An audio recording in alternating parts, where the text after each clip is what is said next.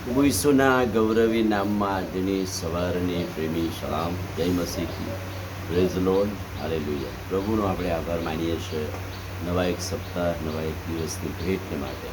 અને આપણે ધન્યતાઓ વિશે જોયું તો ના અંતિમ ભાગમાં આપણે આવ્યા છે. અને 5મો અધ્યાય માથી સુવાર્તા 5મો અધ્યાય 10મું વચન, ન્યાય પણાને લીધે જેઓની સતાવણી કરાઈ છે તેઓને ધન્ય છે, કેમ કે આકાશનું રાજ્ય તેઓને છે. જેમની પર સતાવણી થાય છે તેઓ સતાવણી ખ્રિસ્તને લીધે વેઠે છે, તો દેવનું રાજ્ય એમના માટે જ છે. દેવના રાજ્યના તેઓ ભાગીદાર છે. અને જ્યારે લોક આપણી પાછળ પડે, નિંદા કરે, પૂઠે પડે અને ઘણી બધી વાતો અસત્યથી કહે, ત્યારે કહે છે કે તમને ધન્ય છે, તમે બહુ આનંદ કરો, હરખાવો, કેમ કે આકાશમાં તમારો બદલો મોટો છે. આકાશનું રાજ્ય તમારું છે. આકાશના રાજ્યમાં તમને બહુ મોટો બદલો મળશે. એટલે કે સતાવણીમાં આનંદ કરનાર વ્યક્તિ, સતાવણીમાં સહન કરનાર વ્યક્તિ વિશે એ લખવામાં આવેલું છે. એટલે ન્યાયપણાને લીધે જેઓની સતાવણી કરાઈ છે તેઓને ધન્ય છે. શા માટે સતાવણીમાં વ્યક્તિ આનંદ કરે, મુશ્કેલીઓ તકલીફોમાં પણ તે પ્રભુની સ્તુતિ કરે? કેમ કે સતાવણી સહન કરવાથી અને એમાં સ્થિર રહેવાથી આપણે ઈસુ ખ્રિસ્ત તરફ વિશ્વાસુપણું અને આપણી ભક્તિ બતાવી શકીએ છીએ. સતાવણીમાં આપણે સ્થિર રહીએ, સતાવણીમાં આપણે આનંદ કરીએ, એનું કારણ એટલું જ છે કે એ સતાવણી દ્વારા ખ્રિસ્ત તરફ આપણું જે વિશ્વાસુપણું છે એ આપણે બતાવીએ છીએ. કેવી ભક્તિ આપણે કરીએ છીએ એ પ્રભુ બતાવે છે.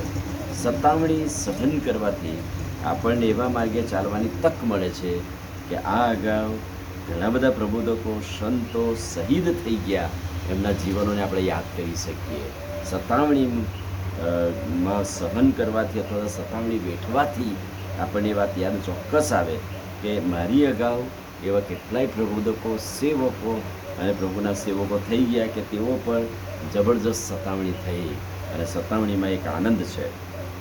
અને ત્રીજી વાત, હિંમતથી આપણે સતાવણી સહન કરીએ છીએ અને એ નમૂનો આપણી પાછળ આવનારા લોકોને આપીએ છીએ. જો આપણે સતાવણીમાં સહન ના કરીએ, સતાવણીમાં પરીક્ષણમાં પડી જઈએ, તો પાછળ આવનારી પેઢીને આપણે શું નમૂનો આપીએ? અને એટલે અહીંયા ત્રીજી વાત એ છે કે હિંમતથી સતાવણી સહન કરીએ કે જેથી આવનારી પેઢીને આપણે એમના માટે માર્ગ તૈયાર કરીએ છીએ.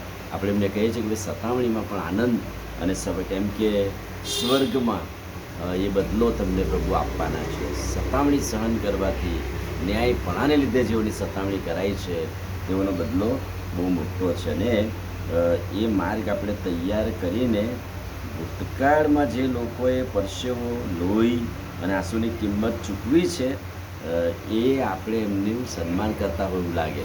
આપણે પણ સતાવણી સહન કરીને જે લોકો આપણી અગાઉ સતાવણી સહન કરીને ગયા છે એમના બલિદાનની કિંમત આપણે સમજી શકીએ છીએ. અને ચોથી વાત, સતાવણીમાં માણસ એકલો હોતો નથી, પ્રભુ એની સાથે હોય છે.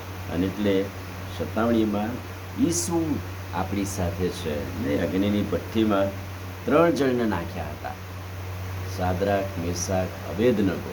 પણ જોનારા વ્યક્તિઓને 4 વ્યક્તિઓ દેખાતી હતી, અને ચોથી વ્યક્તિનો ચહેરો એ દેવપુત્ર જેવો. તેનો શું થયો કે જે લોકો પર સતાવણી થયેલી, જેમને અગ્નિની ભઠ્ઠીમાં નાખવામાં આવેલા, એમની સાથે પ્રભુ હતા, દેવ હતા. અને એટલે જોનાર વ્યક્તિઓને 3 નહીં પણ 4 વ્યક્તિઓ દેખાતી હતી. અને એટલે પ્રભુ શું કહે છે કે જુઓ, સદાકાળ સુધી હું તમારી સાથે છું. જ્યારે આપણા વિશ્વાસને લીધે, પ્રમાણિકતાને લીધે લોકો આપણી મસ્કરીઓ કરે, નિંદા કરે, સતાવણી કરે અને અસત્ય જુટી વાતો કરે, ત્યારે કહે છે કે તમને ધન્ય છે. એ વખતે આનંદ કરો અને હરખાવો.